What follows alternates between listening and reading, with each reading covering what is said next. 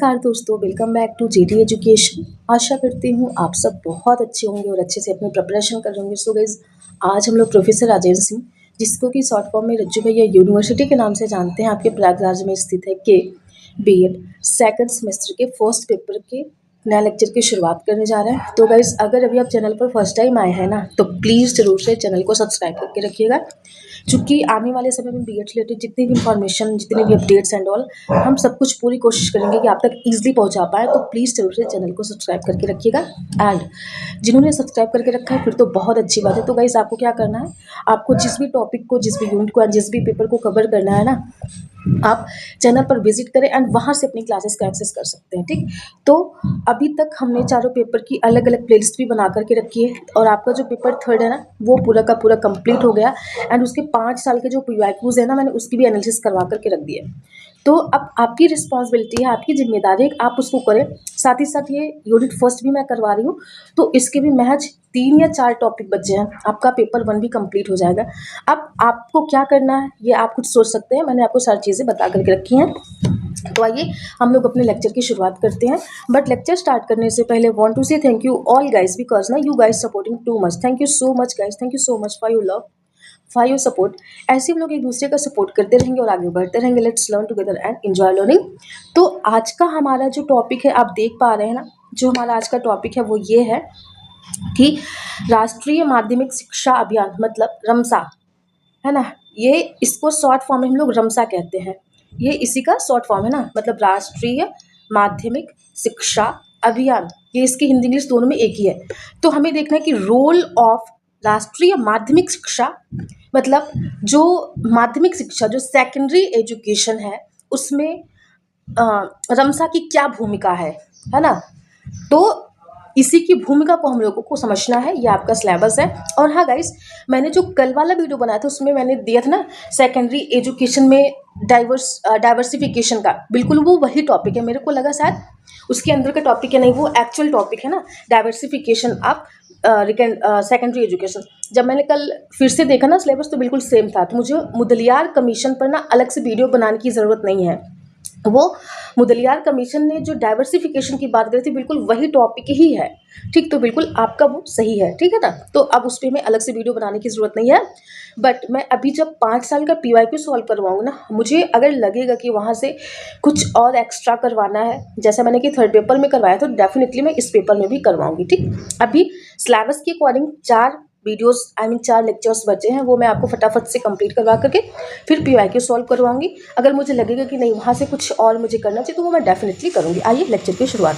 But उससे एक पहले एक अपडेट आपको देनी थी। वो अपडेट क्या है, आप देख पा रहे हैं कि यूपी एडमिशन अपडेट 2026, मतलब कि जिन भी बच्चों को, जिन भी लर्नर्स को हमारे साथ जुड़ करके बीएड करना है 2026-28 में, बिल्कुल आप हमारे साथ जुड़ करके क्या कर सकते हैं, बीएड कर सकते हैं। और गाइस, मैं आपको एक चीज़ और क्लियर कर देती हूँ, आपके जो भी भाई बंधु रिलेटिव्स जो भी हो, यार दोस्त ना, प्लीज़ आप उनको ये ज़रूर से बताइएगा कि इस बार अराउंड 5 से 5.5 लाख फॉर्म फिलअप हुए हैं, और इस बार आपकी फ़ी जो है वो महंगी होने वाली है। साथ ही साथ में बाय द वे आपको लास्ट में सीट ना मिले, तो इस वजह से अपनी सीट्स पहले फ्री करवा लीजिए।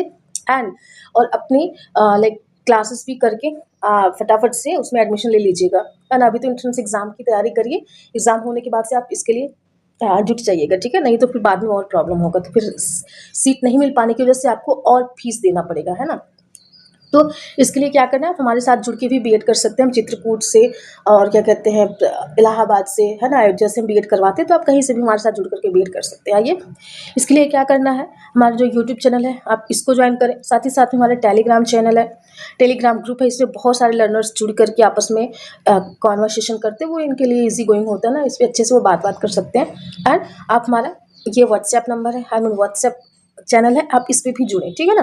तो इसके थ्रू आपको सारी information and all time to time मिलती रहेंगी, तो आप अपडेटेड रहेंगे, ठीक है ना। और उसके बाद आप हमसे आकर के मिल सकते हैं इन द सेंस कि आप हमसे आकर के मिल ही लीजिए, अगर आप हमारे साथ जुड़ करके बीएड करना चाहते हैं। हमारी जो ऑफिस है वो प्रयागराज में, एड्रेस हमने दे करके रखा है। एड्रेस क्या है, जवाहरलाल नेहरू रोड, अलोपी बाग, चुंगी चौराहा, अलोपी बाग, प्रयागराज। तो गाइस, ये हमारा ऑफिस का एड्रेस है। आप यहाँ पर विजिट करो और हमसे मिले। आपकी जो भी क्वेरीज होंगी, जो भी इन्फॉर्मेशन, बिल्कुल आप तक वो पहुँच पाएंगी। बाय द वे, आपके पास टाइम नहीं है तो बिल्कुल आपको परेशान नहीं होना है। हम दिए हुए नंबर पे भी आपसे आप हमसे बात कर सकते हैं। हमारे दिए हुए नंबर पे हमने 2 नंबर दे करके रखा है, 9919599066, तो गाइस हमने 2 नंबर दे करके रखा है। दोनों में से किसी भी नंबर पे हमसे आप कांटेक्ट करके बात कर सकते हैं। आइए लेक्चर की शुरुआत करते हैं। ठीक, तो सबसे पहले हम लोग इसका थोड़ा सा इंट्रो देखते हैं रमसा के बारे में, है ना, कि क्या है क्या नहीं है। उसके बाद हम लोग 1 बाय 1 आगे बढ़ते हैं। आइए, तो राष्ट्रीय माध्यमिक शिक्षा अभियान, जैसा कि मैंने बताया इसको शॉर्ट फॉर्म में रमसा कहते हैं ना।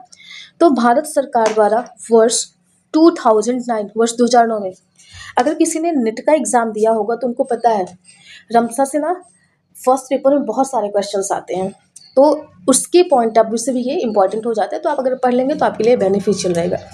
तो 2009 में इसको शुरू किया गया था और ये एक महत्वपूर्ण क्या है, एक शैक्षिक कार्यक्रम है ना। मतलब राष्ट्रीय Madhyamik Shiksha Abhiyan was an important educational programme launched by the government of India in 2009। मतलब भारत सरकार द्वारा 2009 में शिक्षा की गुणवत्ता को बढ़ाने के लिए शैक्षिक प्रोग्राम या फिर कह सकते हैं शैक्षिक कार्यक्रम में सुधार लाने के लिए, जो कि आपकी विशेषकर ये माध्यमिक शिक्षा की बात करता है। कौन आपका ये रमसा है ना, राष्ट्रीय माध्यमिक शिक्षा अभियान। तो उनकी सेकेंडरी एजुकेशन में सुधार लाने के लिए, उसकी गुणवत्ता को बढ़ाने के लिए भारत सरकार द्वारा चलाई गई एक महत्वपूर्ण क्या है ये योजना है, जो कि 2009 में शुरू हुई थी। उसके बाद देखते हैं, it means objective was to make secondary education classes 9 to 10 more accessible, equitable and quality oriented, है ना। जो हमने ऊपर बात करी थी कि जो रमसा का उद्देश्य है, मीन्स इसका मुख्य उद्देश्य क्या है कि माध्यमिक स्तर जो हमारा सेकेंडरी एजुकेशन है ना। जब मुदलियार कमीशन हम लोग कल हमने देखा था ना 1950 to 53, वो भी इसी की बात करते हैं। तो वही कि माध्यमिक स्तर कक्षा 9 से 10 की शिक्षा को अधिक सुलभ, मतलब सुलभ इन द सेंस कि सब बच्चे यहाँ तक पहुँच पाए, समान और सबको समान शिक्षा का अवसर मिले, साथ ही साथ गुणवत्तापूर्ण बनाना था। कि क्वालिटी एजुकेशन मतलब ऐसी शिक्षा दीजिए जो कि सैद्धांतिक भी हो, व्यवहारिक भी हो और आपके रोजगार में व्यवसाय ओरिएंटेड भी हो, वोकेशनल ओरिएंटेड। तो इन सब सारे पॉइंट्स को ध्यान में रखते हुए इस अभियान को लाया गया। तो यह अभियान उन विद्यार्थियों के लिए विशेष रूप से महत्वपूर्ण था जो प्राथमिक शिक्षा के बाद आर्थिक, सामाजिक या भौगोलिक कारणों से आगे पढ़ाई जारी नहीं रख पाते थे, है ना। कि ये जो अभियान था RMSA, basically this scheme was specially important for students who were unable to continue their studies after elementary education due to economic, social and geographical barriers। यही यहाँ पर जो एक शब्द है ना, ये देखिए सुलभ, यही कि जियोग्राफिकल मतलब ऐसी जगहों पर जहाँ पर स्कूल कॉलेजेस नहीं थे वहाँ भी स्कूल खोले जाएं और बच्चे वहाँ तक इजीली पहुँच पाए। तो इसका ये मुख्य उद्देश्य था कि जो बच्चे प्राथमिक शिक्षा के बाद, प्राइमरी एजुकेशन के बाद, मीन्स एलिमेंट्री एजुकेशन के बाद नहीं पहुंच पा रहे थे, उन तक भी ये शिक्षा पहुंच पाए। तो इस वजह से भारत सरकार ने 2009 में रमसा वाला अभियान क्या किया, स्टार्ट किया। ठीक, आई होप आपको क्लियर हो गया होगा। अब आइए लोग चलते हैं अपने नेक्स्ट स्लाइड पे। नेक्स्ट क्या है, रमसा की प्रमुख भूमिका, मतलब मेजर रोल ऑफ रमसा। अब इसमें क्या है उसको हम लोग देखते हैं। तो इसका है कि माध्यमिक शिक्षा तक पहुंच बढ़ाना, means expanding access to secondary education. वही रमसा बेसिकली इसी वजह से चलाया ही गया था, इसका मेन रोल तो यही है। आइए इसको हम लोग एक बार देखते हैं।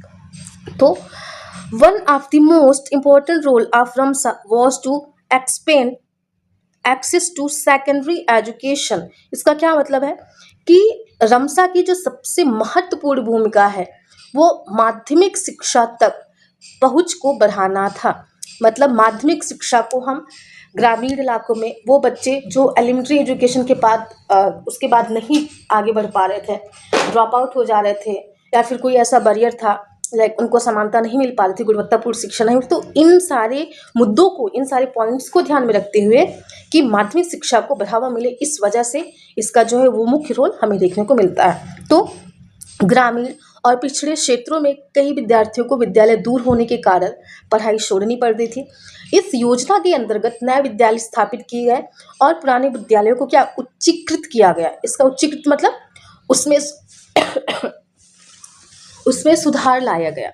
है ना, उसकी क्वालिटी को बढ़ाई गई, उसके लाइक इंफ्रास्ट्रक्चर, जो टीचर्स हैं, एक्सपर्ट, है ना, बाकी की और सारे पाठ्यक्रम में कुछ बदलाव, तो ये सारी चीज़ें की ताकि विद्यार्थियों को निकट ही शिक्षा मिल सके। आइए इसकी इंग्लिश देखते हैं। In rural and backward areas, many students had a discontinuous studies because school were located far away। कि होता क्या था कि अभी आज भी ये चीज़ें हमें देखने को मिलती है कि गांव में कई बार बच्चे में टैलेंट होता है, but lack of awareness, lack of opportunity, है ना, हम वहाँ तक नहीं पहुँच पाते हैं, तो दूर होता था, इसकी वजह से बच्चे छूट जाते थे। तो इस वजह से था कि स्कूल को, विद्यालय को ऐसे स्थापित करा जाए कि बच्चे वहाँ तक पहुँच पाएँ। Under this scheme new schools were established, had existing schools were upgraded to so that students could receive education near their homes। मतलब कि बच्चों के घर तक क्या करना है, स्कूल को खोलना है ताकि बच्चे वहाँ तक आसानी से पहुँच सके और उनको शिक्षा मिल सके। इन सारी बातों को ध्यान में रखते हुए रमसा की जो भूमिका है वो हमें दिखाई देती है। ठीक, आई होप आपको क्लियर हो गया होगा। अब हम लोग चलते हैं नेचर ऑफ सेकेंडरी एजुकेशन। अब हम यहाँ पर थोड़ा सा माध्यमिक शिक्षा की प्रकृति की बात कर लेते हैं, जो कि इसी के अंतर्गत आता है। तो this scheme aim to prove equal education opportunities to all sections of society. मतलब इस योजना का जो मुख्य उद्देश्य था वो क्या था कि समाज के सभी वर्गों को शिक्षा के समान अवसर प्रदान करना था। वो किसी भी वर्ग से हो, किसी भी जाति से हो, किसी भी धर्म से हो, लेकिन कहते हैं ना कि जो शिक्षा का अधिकार है वो तो सबका अधिकार है, वो विशेष किसी का अधिकार नहीं है वो, लेकिन वो सबका ही अधिकार है। तो इन सारी बातों का, है ना, जाति धर्म भेदभाव सबको दूर रखते हुए कि समाज के सभी वर्गों को उचित रूप से समान शिक्षा मिल सके। जो हम लोग इंक्लूसिव एजुकेशन की बात करते हैं, समावेशी शिक्षा की, तो बिल्कुल इसी कॉन्सेप्ट्स को बताते हैं कि हाँ भैया, सभी को, चाहे वो पिछड़े वर्ग के हों, चाहे वो, कि सभी को समान शिक्षा का अवसर मिले। तो वही सारी बातों का ध्यान रखा गया था। ठीक, मीन्स उन्हीं सारी बातों का। फिर विशेष रूप से क्या करना था कि बालिकाओं, अनुसूचित जाति, अनुसूचित जनजाति, अल्पसंख्यकों और दिव्यांग बच्चों को माध्यमिक शिक्षा से जोड़ने पर जोर दिया गया। इसका सॉरी गाइस, इसका यही मतलब है कि special emphasise was given to girls, scheduled caste, scheduled tribes and minorities and children with disabilities to connect them with secondary education। यही जो हमने देखा था कि बालिकाएं, अनुसूचित जाति जनजाति, है ना, अल्पसंख्यक, दिव्यांग बच्चों, इन सब तक शिक्षा पहुंच पाए या इन सारे बच्चों को हम शिक्षा से जोड़ पाए। मुख्य उद्देश्य यही था, यही इसकी क्या है, ये इसकी नेचर है, इसकी प्रकृति है, किसकी, ये सेकेंडरी एजुकेशन की। साथ ही साथ कह सकते हैं ये रमसा मीन्स राष्ट्रीय माध्यमिक शिक्षा अभियान की भी क्या है, ये प्रकृति ही है। ठीक, आई होप आपको क्लियर हो गया होगा। अब हम लोग चलते हैं अपने नेक्स्ट स्लाइड पर। आइए देखते हैं नेक्स्ट क्या है, शिक्षा की गुणवत्ता में सुधार। ये तो भाई हर स्कीम की ही बात हम लोग करते हैं ना, चाहे जितनी भी स्कीम्स आते हैं बिल्कुल वो क्वालिटी एजुकेशन की ही बात करते हैं। आइए देखते हैं ये क्या कहते हैं, कौन, आपके रमसा। तो RMSA was not limited to increasing the number of schools, it also focused on improving the quality of education. कि रमसा मीन्स राष्ट्रीय माध्यमिक शिक्षा अभियान केवल विद्यालयों की संख्या बढ़ाने तक सीमित नहीं थी कि भैया बस विद्यालय खोले जाए, उससे नहीं मतलब कि वहाँ पर स्टूडेंट्स हो, वहाँ पर टीचर हो, वहाँ पर गुणवत्तापूर्ण शिक्षा, उससे नहीं मतलब। लेकिन इनका कहना था कि भैया आप विद्यालय तो खोलो, लेकिन साथ ही साथ में शिक्षा की गुणवत्ता सुधारने पर भी केंद्रित थी कि शिक्षा की गुणवत्ता को भी सुधारा जाए, क्वालिटी एजुकेशन दिया जाए। शिक्षा ऐसी देनी चाहिए कि जिसमें लाइक जब बच्चे को व्यावहारिक ज्ञान भी मिल सके, बच्चे को वोकेशन से भी जोड़ा जा सके, है ना, स्किल्स इन और सारी अपॉर्चुनिटीज भी मिल सके। तो इन सारी बातों को ध्यान में रखते हुए बात करी गई। तो इसके अंतर्गत प्रशिक्षित शिक्षकों की नियुक्ति, आधुनिक शिक्षण सामग्री, विज्ञान प्रयोगशाला और कंप्यूटर शिक्षा को बढ़ावा दिया गया। मतलब अंडर दिस प्रोग्राम, किसके, रमसा के अंडर में, तो ट्रेन टीचर्स वर अपॉइंटेड, मतलब अच्छे अच्छे लाइक जिन्होंने बीएड करा हो, बीटीसी करा हो, है ना, उसके बाद और एक जो टीचर के लिए एनटीटी करके आता है ना, टीचर ट्रेनिंग एजुकेशन, तो उन सारे बातों को ध्यान के ऐसे हमें एक्सपर्ट चाहिए। फिर उसके बाद modern teaching materials was introduced, मतलब आप कह सकते हैं ना, लाइक आपका लैब हो गया, स्पोर्ट्स के लिए प्लेग्राउंड हो गया, है ना। उसके बाद आप कह सकते हैं ना कि वहाँ पर जो स्मार्ट क्लासेस वगैरह, ये सारी चीज़ें इन सबको इंट्रोड्यूस करा गया। साथ ही साथ में साइंस लेबोरेटरीज की, जहाँ पर बच्चे एक्सपेरिमेंट भी एटलीस्ट जो उनका लेवल है ना, उस लेवल का अपना वो क्या कर सके, वो प्रैक्टिकल कर सके, ये सारी चीज़ें। And computer education wall promoted, और कंप्यूटर एजुकेशन को भी क्या किया गया, प्रमोट किया गया था। तो ये इसकी कुछ लाइक गुणवत्ता सुधार में रमसा के कुछ लाइक पहल थी जो कि हमने देखा। अब हम लोग देखते हैं कि विद्यालयी अब संरचना का विकास, मतलब डेवलपमेंट ऑफ स्कूल इंफ्रास्ट्रक्चर। ये तो सबसे ज़्यादा ज़रूरी है कि भैया अभी देखिए ना, इतनी गर्मी पड़ रही है, अगर स्कूल में फैन नहीं होंगे, पीने का पानी नहीं होगा, तो बच्चा पढ़ाई क्या करेगा। कई बार हमने देखा कि स्कूल बाहर से तो उसकी जो बिल्डिंग होती है वो एक नंबर, मतलब एक क्लास की होती है, पर जब आप अंदर जाओगे ना, तो उसकी जो बेंच होती है, जो उसकी चेयर्स होती है, उस पर धूल जमी रहती है, डस्ट होती है, और वो कभी इधर से बेंट है तो कभी उधर से बेंट है, तो कभी इधर से टूटी है तो कभी उधर से, तो बच्चा उस पर बैठेगा तो गिरेगा, है ना। तो ये सारी चीज़ें कि इंफ्रास्ट्रक्चर की ये लोग बात करते हैं। तो रमसा के अंतर्गत विद्यालयों में अतिरिक्त कक्षाओं, प्रयोगशालाओं, पुस्तकालयों, शौचालयों और पेयजल जैसी सुविधाओं का निर्माण किया गया ना। तो जो बेसिक्स नीड है, जो बच्चे को क्लासरूम में चाहिए, उन सारी बातों पर भी ध्यान दिया गया। तो इससे विद्यालयों का वातावरण अधिक अनुकूल और शिक्षार्थी केंद्रित बना कि under RMSA facilities such as additional classrooms, laboratories, libraries, toilets, and drinking water were developed in schools. This made the school environment more supportive and learner centered. कि वही कि स्कूल को और ज़्यादा शिक्षा केंद्रित बनाया गया, और विद्यालय का वातावरण को वो विद्यार्थियों के अनुकूल बनाया गया। तो इन सारे डेवलपमेंट की, मतलब स्कूल इंफ्रास्ट्रक्चर डेवलपमेंट की बात करी गई है रमसा के तहत। आइए नेक्स्ट चलते हैं।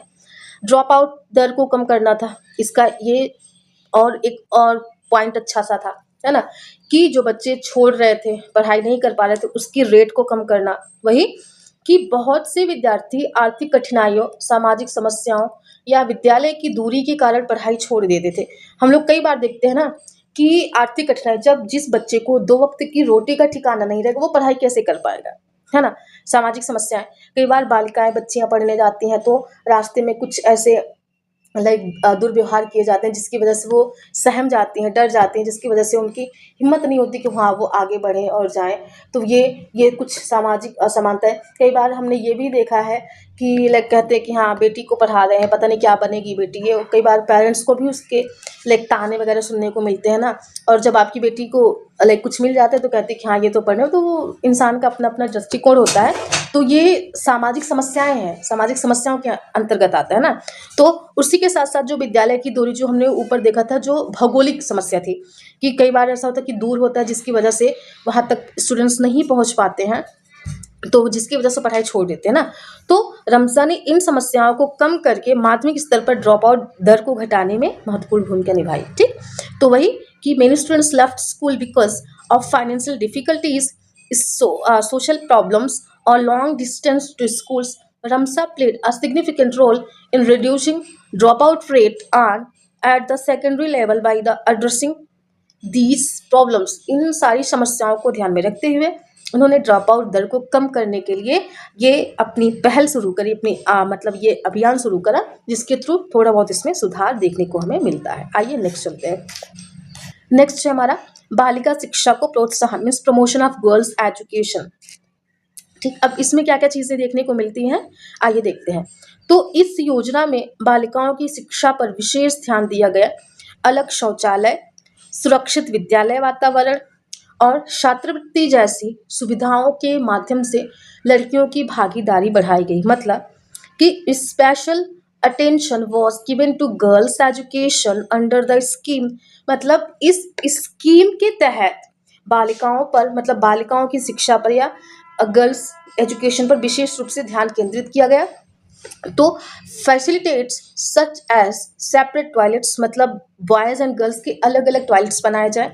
अ सेफ स्कूल इन्वायरमेंट, मतलब स्कूल का जो इन्वायरमेंट था वो क्या सुरक्षित हो बच्चियों के पॉइंट ऑफ व्यू से। एंड स्कॉलरशिप्स इंक्रीज्ड, और जो छात्रवृत्ति थी उसमें थोड़ा सा इंक्रीजमेंट आया, उसको बढ़ाया गया कि उससे बच्चों की जो लाइक वो पढ़ाई भी कर सके, अगर उनको लाइक कुछ ऐसे भी पर्सनल कुछ 1000-2000 का काम रहे तो उससे भी उनका काम चल सके, तो इस तरीके से। And participation of girls secondary education, वही माध्यमिक शिक्षा में गर्ल्स भी उसमें पार्टिसिपेट कर पाए, तो कुल मिलाकर के बालिका शिक्षा को प्रोत्साहन हमें देखने को मिलता है। आइए नेक्स्ट चलते हैं, शिक्षक प्रशिक्षण। अब इसमें क्या है, इसको देखते हैं, मतलब टीचर ट्रेनिंग कि रमसा के अंतर्गत शिक्षकों को आधुनिक शिक्षण विधियों का प्रशिक्षण दिया गया ताकि वे छात्रों की आवश्यकता के अनुसार बेहतर शिक्षण कर सके। जैसे फॉर एग्जाम्पल, जैसे मैं अभी आपको ये लेक्चर बना रही हूँ, इन आप तक ये वीडियो जा रही है, अगर मुझे फ़ोन चलाने नहीं आता, लैपटॉप चलाने नहीं आता, टैबलेट चलाने नहीं आता, तो फिर मैं कैसे कर सकती थी, नहीं कर सकती ना फिर। तो वही कि वो अगर मैं कर नहीं सकती तो आप तक पहुँच नहीं पाता, तो डेफिनेटली मैं ये नहीं करूँ कि आप मेरे ही पढ़ाने से पढ़ रहे हैं, नहीं, ये तो बिल्कुल गलत होगा, बट एटलीस्ट कुछ तो मैं आपकी हेल्प कर पा रही हूँ ना। तो वही कि टीचर आपको थोड़ी बहुत हेल्प कर सके, आपको अवेयरनेस हो सके, या फिर जैसे मैं ये वीडियो यहाँ से बना रही हूँ, आप पता नहीं कहाँ से हमारी वीडियोस को देख रहे हैं, तो उससे आपको लाभ मिल रहा है और मुझे भी लाभ मिल रहा है कि एटलीस्ट आपको कुछ लाभ मिल रहा है, इस वजह से मुझे भी इसका लाभ मिल रहा है ना। क्योंकि आपने जब फर्स्ट सेमेस्टर का एग्ज़ाम दिया था, मुझे बहुत कॉम्प्लीमेंट मिला था कि मेरी वीडियो से, हमारे चैनल से आप लोगों को मिला था क्या, आपको इसका हेल्प मिली थी इससे। तो डेफिनेटली वो बातें सुन करके मुझे लगा था कि हाँ यार, कुछ तो हमने करा था, और मैं दिन ब दिन अपने आप को इम्प्रूव करना चाहती हूँ और आप लोगों के लिए डेडिकेटेड होकर के कार्य करना चाहती हूँ, और मैं करूँगी भी आप लोगों के लिए। तो under Ramsar, teachers were trained in modern teaching method to so that could provide better instruction according to a students' needs. वही बच्चों की आवश्यकता के अनुसार हम उनको शिक्षित कर सके, उनको शिक्षा दे सके। अब देखिए, जो हमने ऊपर बात करी थी ना, समावेशी शिक्षा मीन्स इंक्लूसिव एजुकेशन, वो वाला कॉन्सेप्ट हमें यहाँ पर देखने को मिलता है। आइए देखते हैं। तो रमसा ने यह सुनिश्चित करने का प्रयास किया कि दिव्यांग और कमजोर, बिल्कुल जो आपका इंक्लूसिव एजुकेशन है वो बिल्कुल वो इसी की ही बात करते हैं, जो दिव्यांग हो, जो कमजोर छात्र हो ना, को भी सामान्य विद्यालयों में पढ़ सके, इसके लिए विशेष सुविधाएं और सहायता उपलब्ध कराई गई। वही कि रमसा attempt to ensure that students with disabilities and weaker sections could also study in regular schools. Special facilities and support were provided for this purpose, कि इस उद्देश्य से उनको सपोर्ट हम दे सके, उनको हम सपोर्ट प्रोवाइड कर सके, है ना। तो इंक्लूसिव एजुकेशन की बात करता है कौन, रमसा। ठीक, अब हम लोग चलते हैं नेक्स्ट है रमसा का शैक्षिक महत्व। अब इसमें देखते हैं, मतलब एजुकेशन, भाई ये तो ओवरऑल देखा जाए तो ऐसा इसमें कुछ कहने जैसा नहीं है, ये तो बेसिकली इसी के लिए बनाया था, बट फिर भी हम देख लेते हैं, क्योंकि आपको एग्जाम अपनी कॉपी लिखनी, इस वजह से मैं ये सारे बिंदु, ये सारे पॉइंट्स दे देती हूँ। ठीक, आइए देखते हैं। तो रमसा ने माध्यमिक शिक्षा को अधिक संगठित और प्रभावशाली बनाया। इसने शिक्षा के क्षेत्र में सामाजिक न्याय, समान अवसर और राष्ट्रीय विकास को भी बढ़ावा दिया। कि RMSA made secondary education more organised and effective. It promoted social justice, equal opportunity and national development in the field of education। वही कि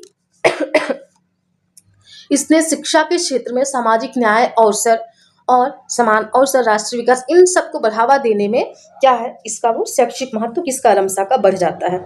आइए हम लोग नेक्स्ट चलते हैं। नेक्स्ट हमारा क्या कि शिक्षकों के लिए महत्व, सपोर्टर्स फॉर टीचर्स।